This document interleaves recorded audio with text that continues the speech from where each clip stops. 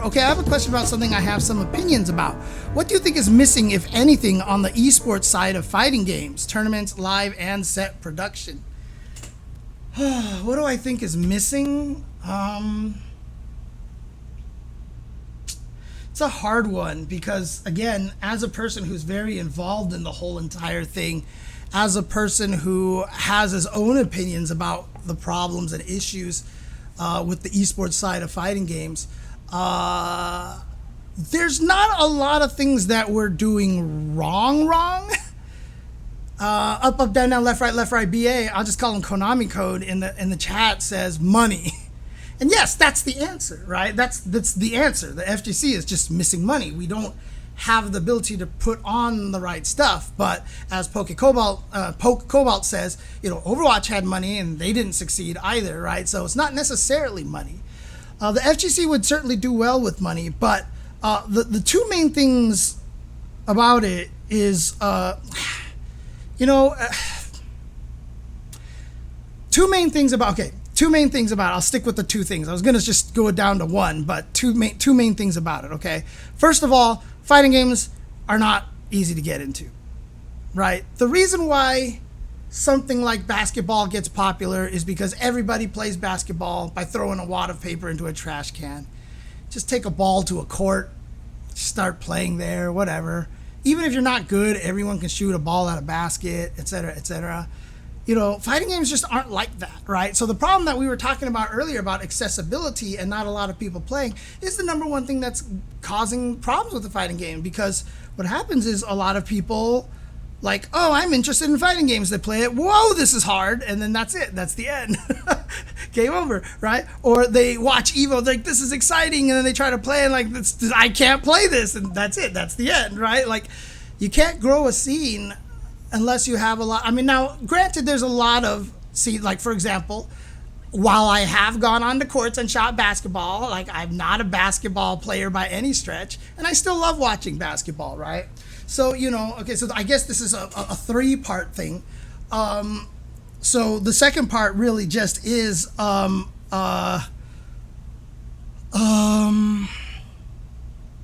viewer retention. Viewer retention. And in that case, we might be missing something in the FGC. I don't know what it is exactly, but, like one of the best examples is the poker scene. And I don't even think it's the ad breaks. I don't even think it's the ad breaks that cause the problem. Although I will say, I've been watching Street Fighter League Japan, and holy moly, there's a lot of downtime on that thing. Holy crap. Wow.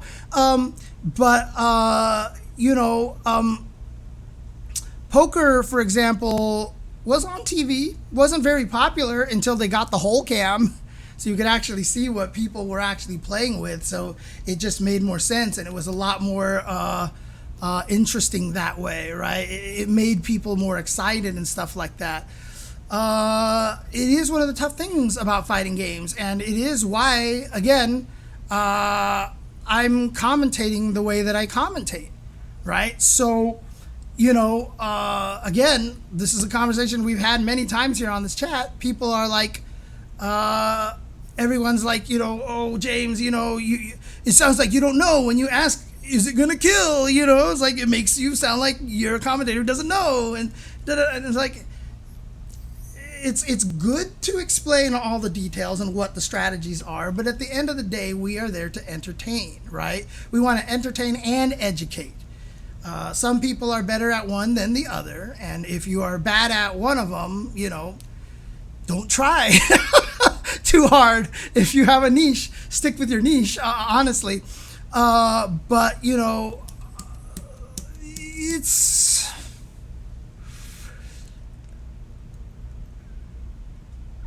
it's weird because I feel like fighting games are so inherently watchable.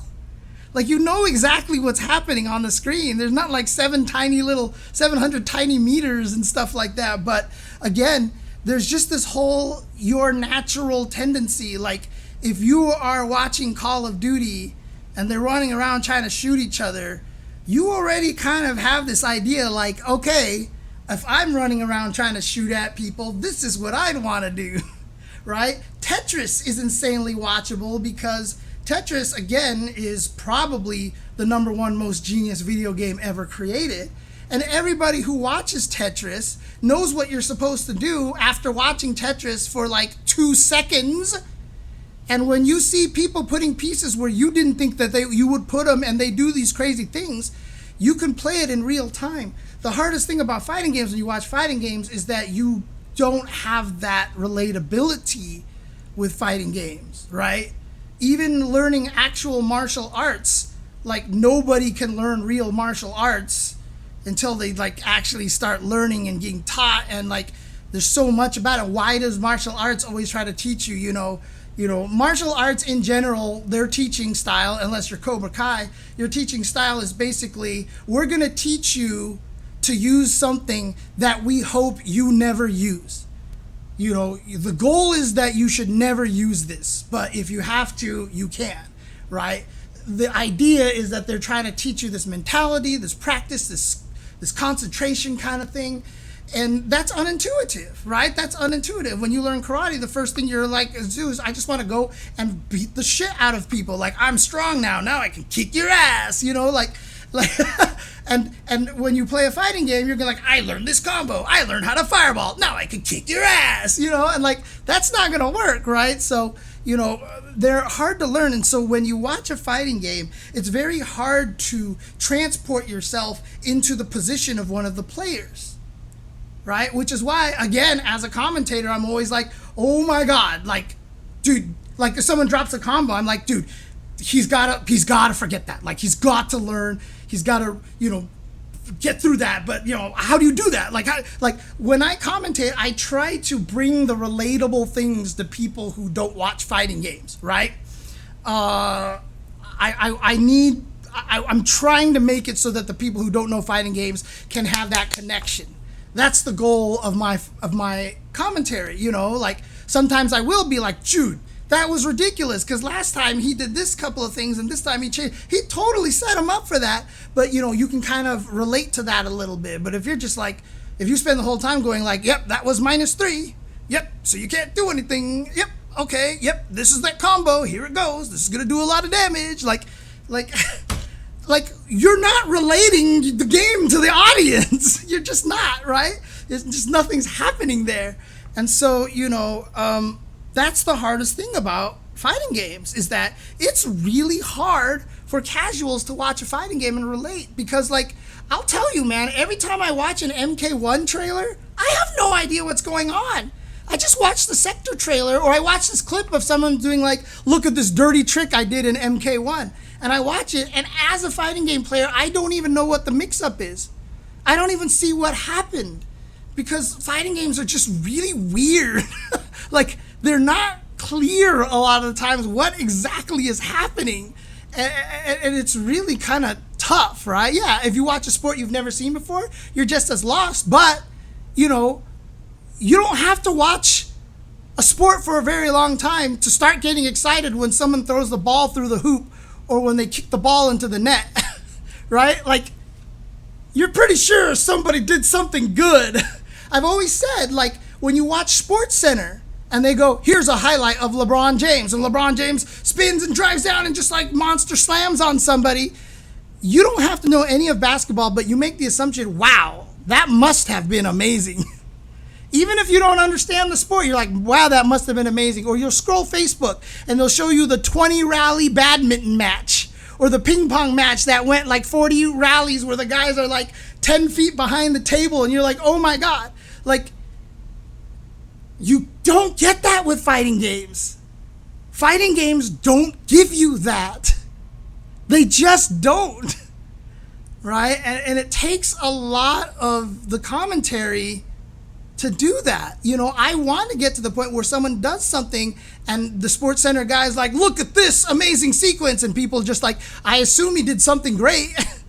But, you know, a lot of people think fighting games are just mashing, right? The one time I taught somebody fighting games because, you know, she, in a drunken stupor, bragged to her coworker or her friend that she could beat him in fighting games.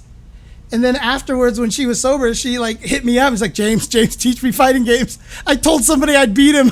Please help me. Please help me. And then I taught her fighting games. She was like, wow, fighting games are way deeper than I thought. Like, I thought this was just like a bunch of button mashing. I didn't realize how much strategy and stuff there was in this game. And I was like, yes.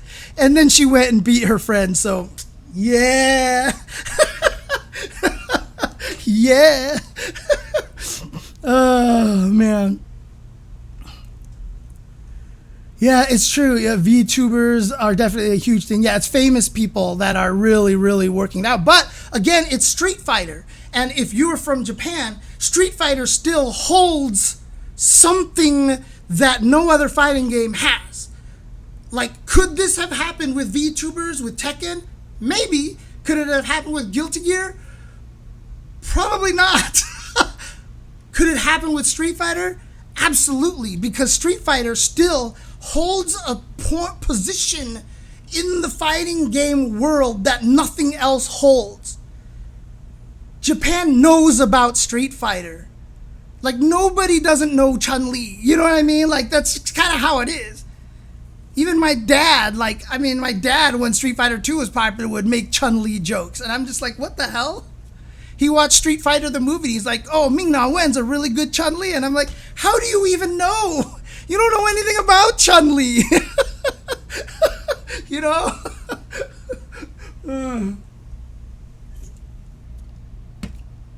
Right, like Karopi says, a lot of it is, when you watch sports, you know your own physical limits. So if you watch something like America Ninja Warrior, you're just like, I can't do that, right? So when you see someone do something crazy in a sport, you're like, I can't do that. And so it automatically makes you think that way. Like I said, problem with video games is that everybody thinks everything is amazing, right? Everybody thinks that they're really good at fighting games. Now, when you play a first-person shooter and you're aiming, you see someone like no-scope someone or just like quickly shoot someone, like turn, shoot, and go back. Like, aiming is something that you feel like you can tie to something real. And so you think to yourself, I can't do that. And so if you watch someone play a first-person shooter and they're really good and they're just like, bah, bah, bah, you're like, dude, that guy's amazing, right? Fighting games, you can't tell. You can't really tell. That's one of the hardest things about it, right? You can't tell what's the great thing, because a lot of times too in fighting games, sometimes the best thing to do is when you don't press a button, right? The restraint and stuff. And so it's really hard. Fighting games are one of the hardest things to get people interested in. So, going back to this question here, what's missing? I mean, I said that there was two things. I added a third one, but I never got to the actual third thing. So I had a 1 and 2, I added a 3, I talked about 1 and 3, and I didn't talk about 2. And so this will bring me back to 2. There's a lot of responsibility on the dev side to make it better. Because right now, they're not putting enough information on the screen. I love the fact that punish is becoming a thing that fighting games are putting into their game. Even as a commentator, it's so much nicer when someone gets hit and you can see punish or not punish, because a lot of times when they get hit and it was like 1 frame off, you're like, was that a punish? But now that it actually says punish on the screen, like, it helps. Like Tekken, why don't they just show me what throw they went for and what throw to break? Stuff like that. Like Tekken 7 did a good job. One of the reasons why Tekken 7 got popular is because they added a lot more of the zoom-ins, the slow-mos, the slow-down, all these things like that. The presentation has to improve from the developer side, putting in as much information as possible. And in fact, hand cams might actually be really important, but hand cams are hard to do because people with pads and stuff will be moving their hands all over the place. Maybe even just showing the inputs on the screen, like those PC mods that actually show the inputs. So if you can actually see the inputs and how fast people are inputting stuff, maybe that helps a little bit. I don't know. Again, I don't have the answers, because if I did, I'd have talked about them on stream already. But we need to have better presentation to show people exactly what is happening in the game, right? And again, like I said, the fact that they turned punish into a whole mechanic in Street Fighter 6 is, I actually, when I first heard about that, I'm like, that's kind of weird. But now I'm like, okay, I kind of like this, to be honest with you. Hand cams would be one of a really good way to do it. Honestly, it really would. You missed the SF5 announcer telling you lost 15 games in a row. You've lost 15 games in a row. I think more streamers should use the Tobii eye tracker tool so people can see what pros are looking at. Yeah. Yeah. Although that always makes me think of that one famous clip of the guy who's like, I'm doing this for all mankind. I have the eye tracker on, and I'm gonna come watch this video, and I'm not gonna stare at any boobs or any like thing on the screen at all. I'm doing this for mankind. He sits down, the first thing he does is look at cleavage. He's like, fuck. Oh man. No, yeah, that's a slippery slope, can easily pollute the screen. The devs that have figured out how to display the info they have so far is impressive to me. Yeah, that's the danger, is that you might clutter the screen, but look, League of Legends is more popular.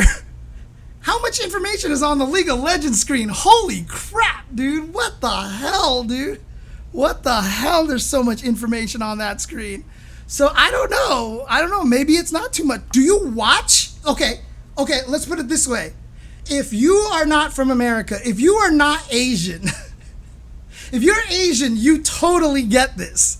If you're Asian, you totally get this. But Asia has had Twitch chat on all their programs their entire life. The amount of words on the screen of any like Asian like variety show or something like that is ridiculous. Like it looks like this. Like they've been doing this for like 50 years. You watch one of those Asian shows and there's just like things, text is scrolling across the screen, and like there's the window of this host over here and the face of this host, and there's just text everywhere, and there's like boxes telling you all. I don't even know what half that shit means. Like, dude, there is so much text on the screen that maybe that's not a problem.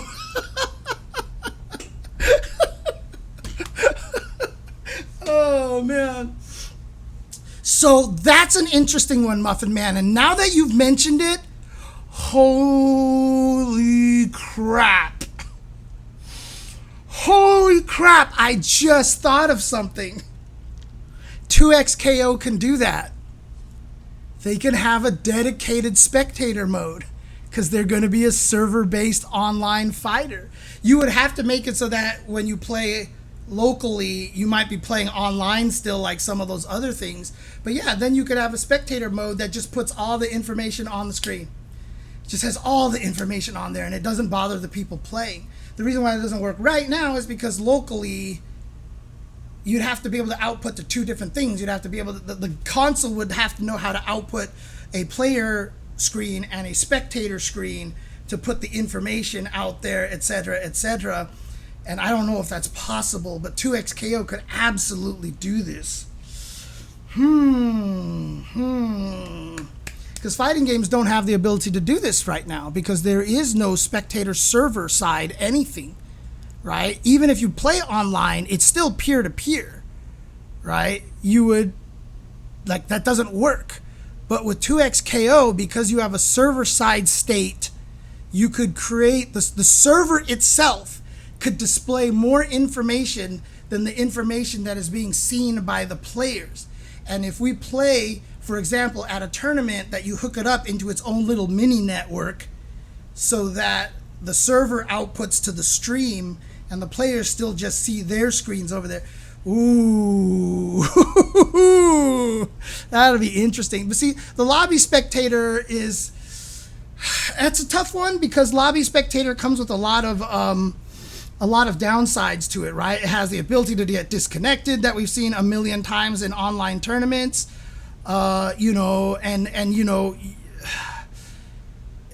it's with 2XKO, you're literally tying it to the master state. Like, if the master server dies, like the whole game is dead, right? Like, so you can't lose anything. So it's really interesting. Yeah, no, it's true. Americans barely want subtitles on their shows. They hate having, that's because they just don't want to read. They just don't want to read. See, the thing about Chinese, I think the reason why it's different in Chinese especially is I was always confused as a kid growing up whenever my parents watched a Chinese show and it was subtitled in Chinese. Like, if you don't know why, like, it's really confusing. Like, if you're in Asia, like, your shows are subtitled 100% of the time. Your movies are subtitled like 100% of the time. Like, there are just words down there all the time. And it's because there are so many different dialects out there, and most of the dialects don't understand each other. They're so different that you can't understand some of the other dialects. I know Mandarin, I can't understand Cantonese to save my life, right? And so a lot of Chinese shows just have text down there, right? America's just not designed that way. And plus another thing is, you know, it's also, America is built off of like big movie screens and graphics and special effects, 4K.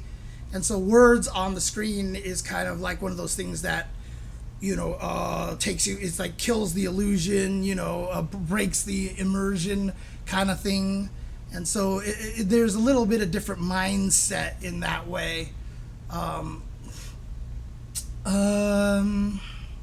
Dedicated spectator mode would be hard to do for locals unless they develop a special tourney mode in-game, which I have never seen or have a... Yeah, like I said, for 2XKO it'll be a lot easier because it'd be kind of built into it already. But for any other fighting game, I don't know how you would do it.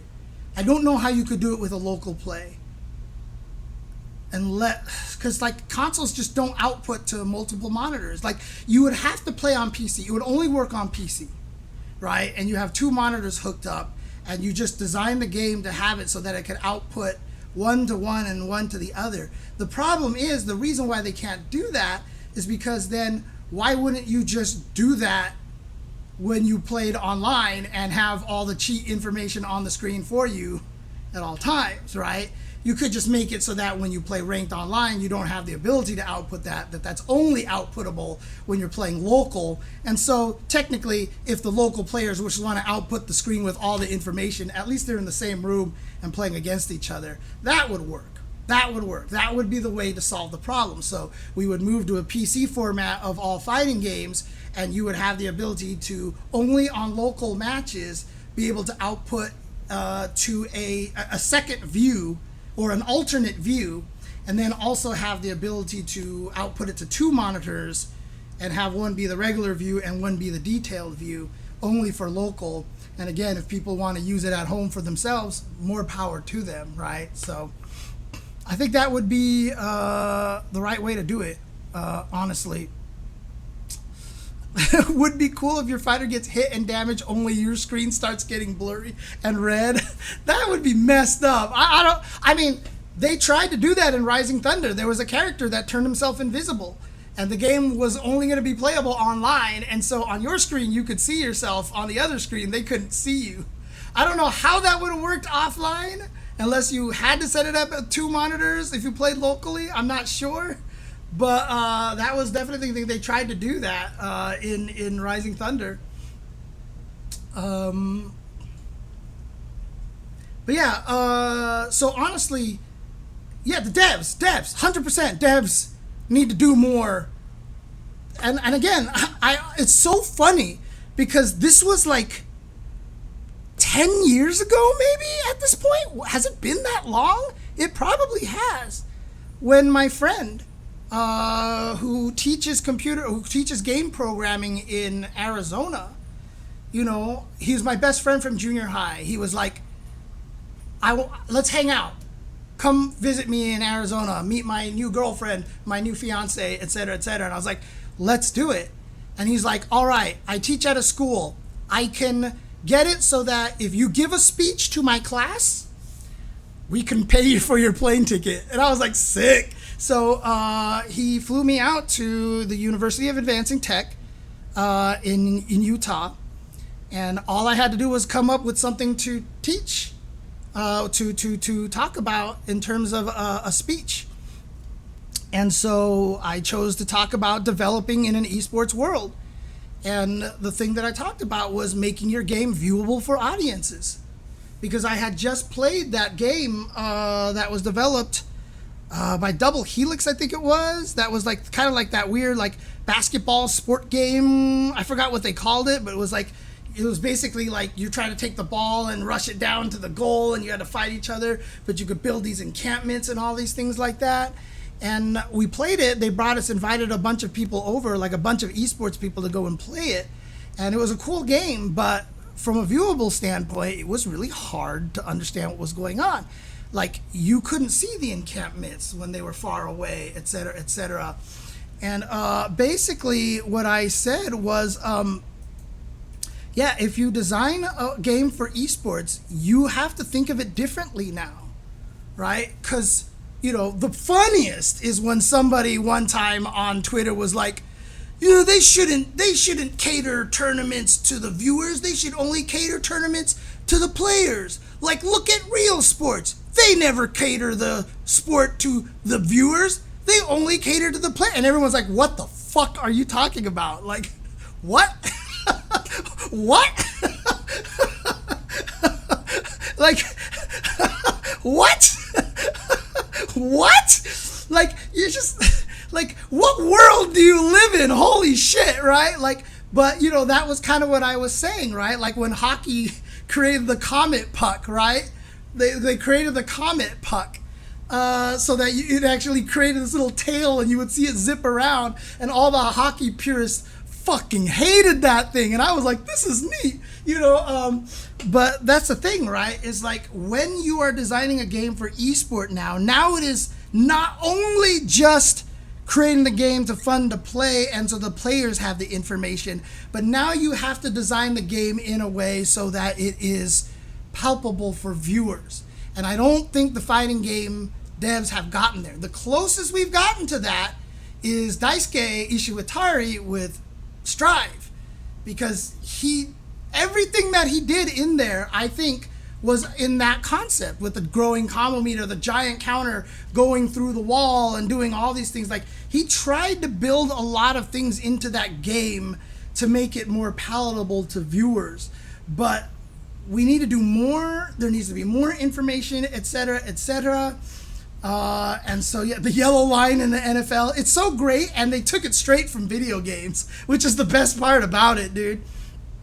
Every sport is changed for viewers, dude. It's the most ridiculous thing. So, you know, if we have the ability for devs to program the games in a way to make it more understandable. So, for example, like that yellow line thing, right? Like, I don't know what the yellow line equivalent is for fighting games. Maybe there is one and we just haven't thought of it. You know, there might be something, I don't know. But, like, you know, these are the kind of things that we have to think about, and I don't think we're thinking about it enough. And like I said, Daisuke and Strive, I feel like, is one of the first ones to really think about it, right? I mean, remember, he also did the really terrible ideas with the burst gauge moving with the health bar, because he was like, you should only have to look at one part of the screen. I don't want you to look at this corner, this here, this over here, like this. So he's like trying to, you know, yeah, I mean, like, if a game where there was stun, but they don't want the players to see it, having it in the viewer view would be great, having a stun bar like that, because the commentators could talk about it. But again, like I said, what's interesting about it was when everybody was mad at Daisuke for a lot of the things they did with Strive, like, I kept looking at it from that point of view. I was like, he's doing this because he wants the game to be easier to watch. He's doing this because he wants the game to be easier to watch.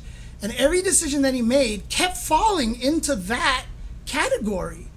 And it's why, like, I wasn't like, this is stupid. Like, I was just like, I see what you're doing. I may not agree, but I see what you're doing, Daisuke. I see what you're doing. You know, so yeah, like an advantage bar, like a turn bar. Right, you know, when you watch the replays and it shows the plus minuses, like, obviously it's so hard to see and it gets lost very, very easily. But, you know, something to that effect, a way to display it in an easy way, right? Like, you literally have like a dial that just goes back and forth. So after they block a move, it goes, whoop, advantage for this guy, whoop, advantage for this guy. Move is minus on block, whoop, whoop. drive rush strong. Oh, his advantage. It's advantage. Like it just kind of shifting back and forth. Might be kind of interesting, but again, like I said, we don't know. We're making this all up, and we don't know what will work. But something like that might actually work, and that's what we have to think about. That's what's going to change the esports side of the fighting game community, is by presenting more information to the viewers so that they can understand what is difficult, what is surprising, and how, like I said, even just having the inputs on the screen on the side. So if you actually watch a 2x KO player and you just see button, button, button, button, button, button, button, button, button, button, button, hold button, button, hold button, button, button, button, button, button, button, button, like you could just be like, this guy's doing some crazy shit, right? Like, I mean, what did they do with Starcraft, right? Like, think about what they did to Starcraft. One of the things that made Starcraft, like, one of the most beautiful marketing terms for Starcraft was APM, right? It was APM. They started talking about APM, APM, APM, APM, APM, APM. Look at this guy's APM. Look at this guy's APM. And what that did was now you just saw the guy going, click, click, click, click, click, click, click, and now all of a sudden you're like, holy crap, this guy is skilled, right? And like, that was one of the most genius marketing things that they ever did, right? And that helped a lot. And so maybe having the inputs on the screen, showing you what they're pressing and showing how fast they're pressing buttons and stuff like that, might actually be kind of a useful thing. And these are exactly the kind of things that we have to think about. The fact that Jabali convinced them to put what controller they were using on EWC at the top was genius, dude. Like, I loved that. And it was just so stupid. It was just such a simple thing, right? But like, they put it up there and it was just really good to have, right?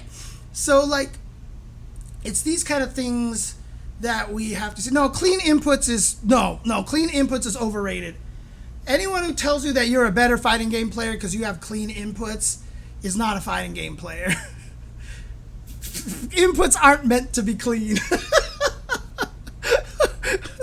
Oh, man. I mean, they try to list the player flag, but that's hard to do sometimes.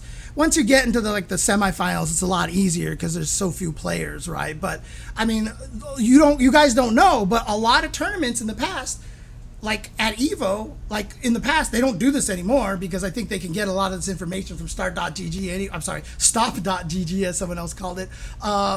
They used to fill out forms. They used to fill out forms, and we would get the forms, and it'd be like, my main character is blah. I like this. This is where I'm from, and stuff like that. And people would fill it out half-assedly, but like it was designed so that we could be like, this is the player from Kentucky. He says his favorite commentator is Sajam.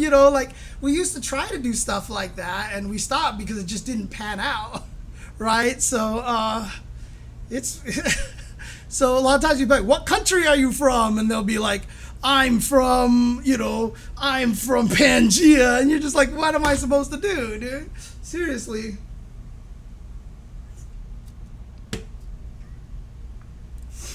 Yeah, me and David have talked about analyst desks forever. At EWC, they tried to do that, but they just didn't give the analysts any time to say anything at all. Justin would be like, so yeah, he was really smart here because he threw this fireball. All right, thank you, Justin. Now let's go on to the next section here. With my bad Logan impersonation there. There just there wasn't any time. So, and Jammers was like, please give me a telestrator. Please give me a telestrator. And we never got the telestrator. They never got the telestrator working in time in a way that was going to be efficient. So it just never really happened, unfortunately. So it's tough. We're in a weird situation. But again, like, can you like what like here's another one. Stats, right? Like, I love stats, right? Like, one of my favorite things of Smash Brothers was after the match was over, you would go and click right, and you would see like miles traveled on the ground. Miles traveled through the air. How many times you did this? How many times you did that? Right? Like, the game should be able to keep track of this, right? Like, how many jumps did you anti-air? How many jumps did you not anti-air?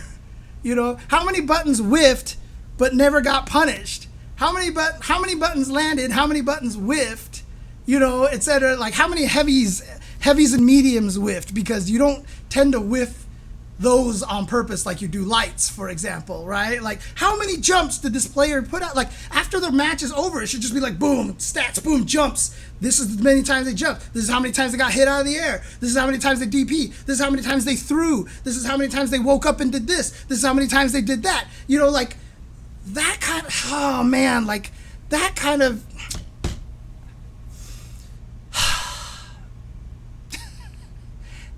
see, you've gotten me thinking now, and now here I'm coming out with all the ideas here. This is the shit that they need to put in fighting games every single time, dude. Oh, man. Okay, but what about ideas that don't work? The rock, paper, scissors thing from last Evo was annoying, and that doesn't add to the experience. Dude, a lot of times that shit happens because you need to... Yeah, I don't know why scissor... Is it because scissoring can be a sexual term, I guess? I don't know. I think it's because they needed something for the sponsorship, right? They needed that moment of, hey, we're doing the Intel blah, blah, blah. Here's the Intel rock, paper, scissors, right? And so that's kind of, well, they did at Red Bull Kumite. They had the trading cards. They had trading cards, but who's going to be the one responsible for that? There's got to be a company in charge of that, right? So does Capcom make it? And then if they do the players make any money off of the trading cards, et cetera, et cetera? We're not at a point right now where we can facilitate that in a easy, legal way, probably. But again, the rock, paper, scissors things was an excuse to get the sponsor out there, right?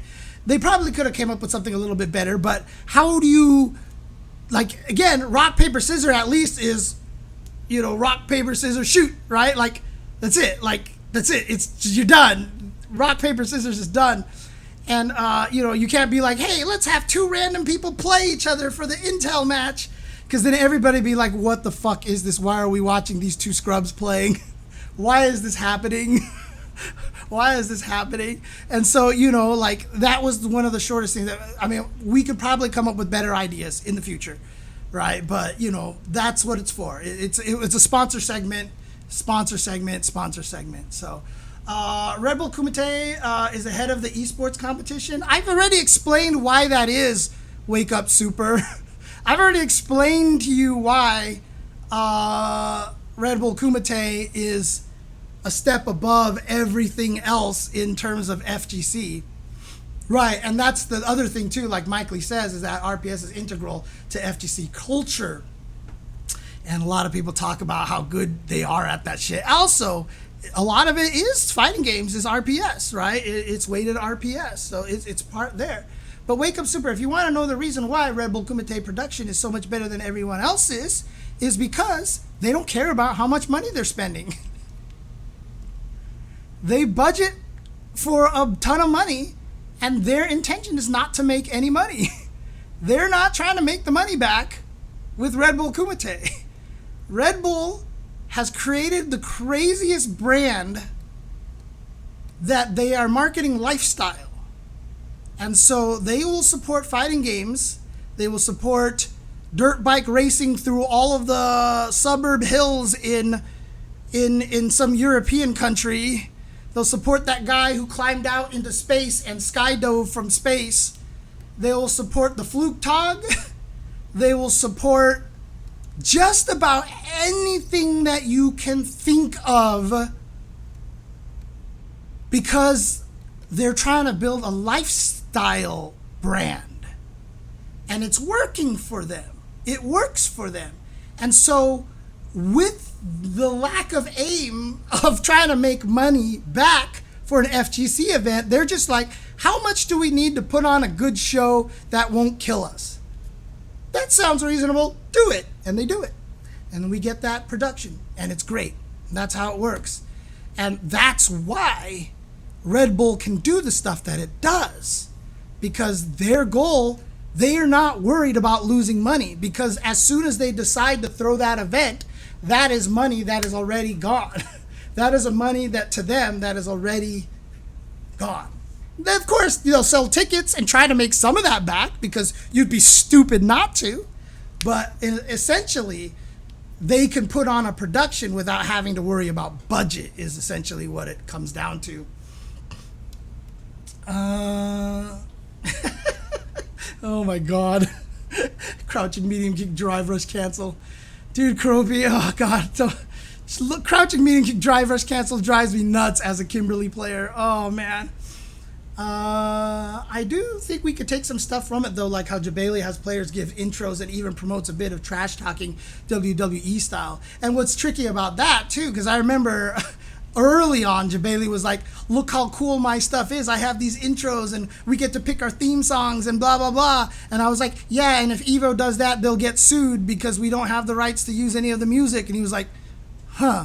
And that's why when you actually watch CEO on stream, we don't hear the music that anybody chooses, because it's the way it works, you know? Like, dude, you guys have no idea how crazy all that shit really is, man. I mean, again, I know this was NDA like 10 years ago. I probably don't need to worry about it right now. But the year that Melee made it back to Evo and got taken away by Nintendo, I got on the 30-minute flight to Vegas, and by the time I landed, Nintendo was like, never mind, you can go ahead and stream it again. Actually, I don't think it was Melee. It was Brawl. No, it was Brawl or Smash Wii U when it was at Evo.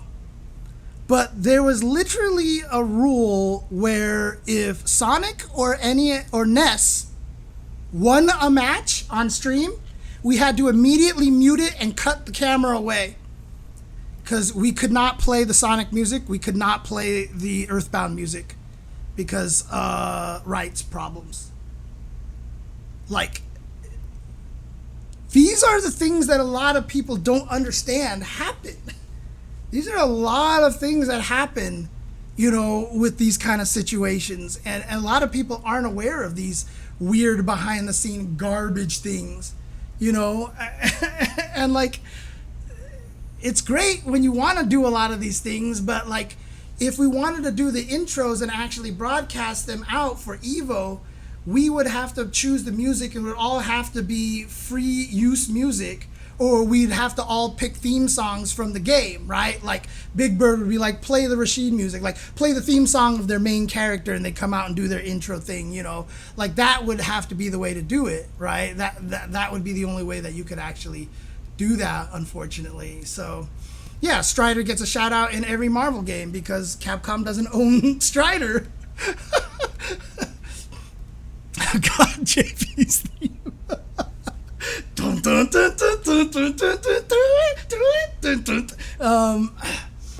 You'd have to have something like a Red Bull kind of thing, just throw events, willing to lose money, but great production, and now, you know, gets more people to watch, and you could do a lot of things, because that's the thing too, is like a lot of people come up with great ideas of what we want to do for esports broadcast, for fighting game broadcast, but one, you don't have the staffing or the budget, right? And it always comes down to money, right? The staffing is a budget thing.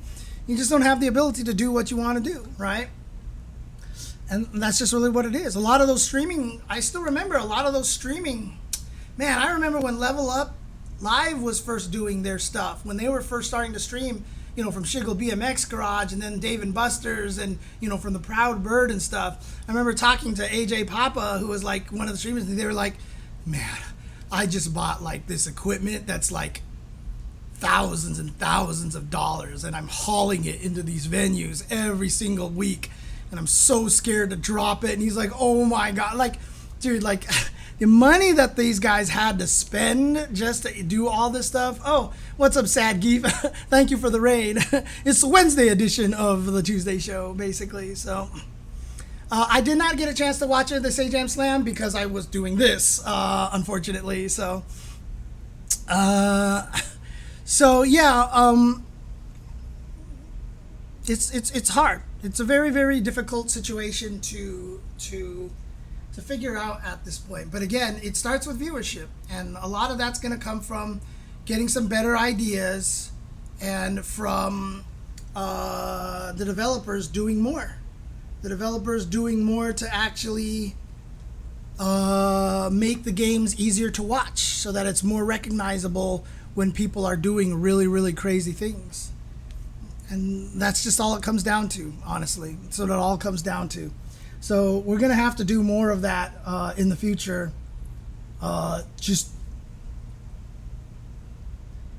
We're on the right track. People are thinking the right way. Tekken 7 added all those cool things like the slowdown, the black and white, the zoom ins and all these things like that. And Street Fighter 6 adding the punish counter and doing, and you know, putting all the bright colors and everything like that. And Daisuke thinking about what the people are watching. We're all going in the right direction. We just haven't quite got there yet. That's just it. And we haven't found the right magic formula at this point. So